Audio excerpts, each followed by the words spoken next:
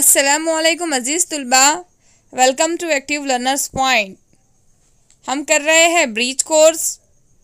ये क्लास है जमात पंजुम के लिए और हम पढ़ने वाले हैं मज़मून रियाजी।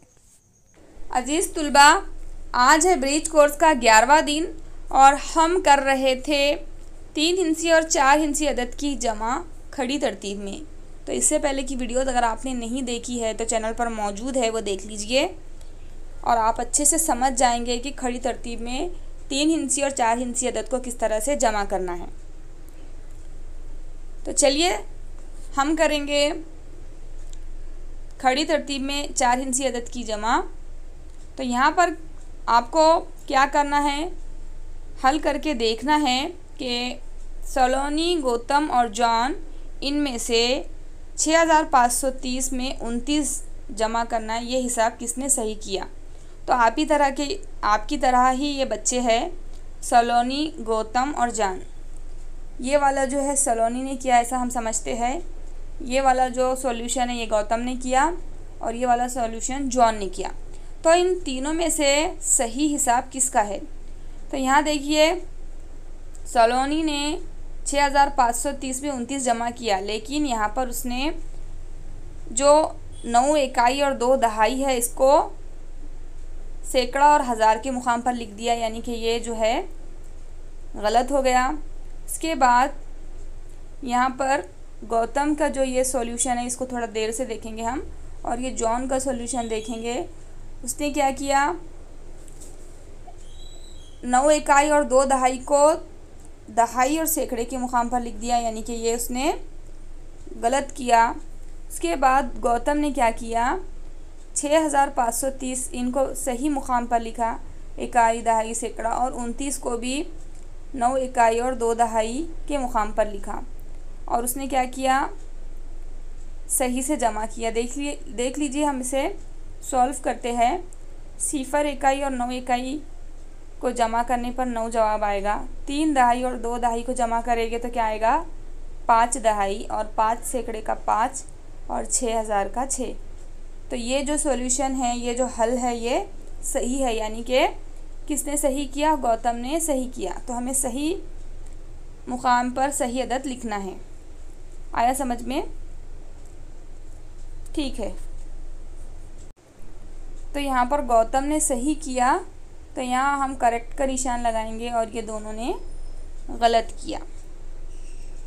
ठीक है।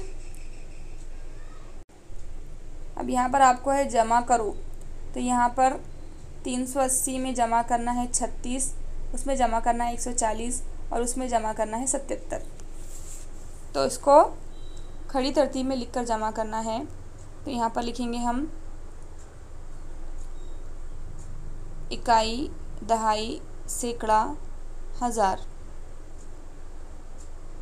380 में 0 इकाई, 8 दहाई, 3 सैकड़ा, उसमें जमा करना है 36, यानी कि 6 इकाई, 3 दहाई, उसमें जमा करना है 140, यानी कि 0 इकाई, 4 दहाई, 1 सैकड़ा, उसमें जमा करना है 77, यानी कि 7 इकाई, 7 दहाई। 6 इकाई में 7 इकाई मिलाएंगे और 0 मिलाएंगे तो क्या आएगा, 13। 13 के 3 हासिल का 1। 3, 4, 7 और 1 को जमा करेंगे तो 7 और 3 10, 10 में 4 मिलाए 14, 14 और 1 15, 15 के 5 हासिल का 1। 3 और 1 4, 4 और 1 5। ये आएगा इसका जवाब, यानी कि 553। 553 है इसका जवाब। तो आप इसको अच्छे से बॉक्स बनाकर कीजिए, मैं यहाँ आपको रफली बता रही हूँ।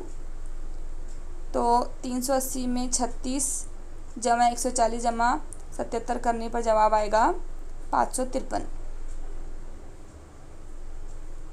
अब यहाँ पर जमा करो। 52,138 में 2300 और 51 जमा करना है। तो यहाँ पर 8 इकाई, 3 दहाई, 1 सैकड़ा, 2000 और 5 है 10,000 के मुकाम पर। उसके बाद जमा करना है 2300, सिफर इकाई, सिफर दहाई, 3 सैकड़ा, 2000 और उसमें जमा करना है 51, 1 इकाई 5 दहाई, इस तरह से। अब इकाई में इकाई जमा करेंगे यानी 8 में 1 जमा करेंगे, सिफर भी मिला देंगे तो क्या आएगा 9। 5 और 3 दहाई को जमा करेंगे तो जवाब आएगा 8। 3 सैकड़ा और 1 सैकड़ा को जमा करेंगे तो आएगा 4। 2000 को जमा करेंगे तो जवाब आएगा 4। और 5 है 10,000 के मुकाम पर, तो उसको हम एज इट इज़ लिख लेंगे। यहाँ पर जमा करने के लिए कोई अदद दिया हुआ नहीं है। तो इन तीनों आदात को जमा करने पर क्या जवाब आएगा 54,489। 54,489। तो इस तरह से आप खाका बनाकर कीजिए। अब यहाँ पर आपको जमा करना है।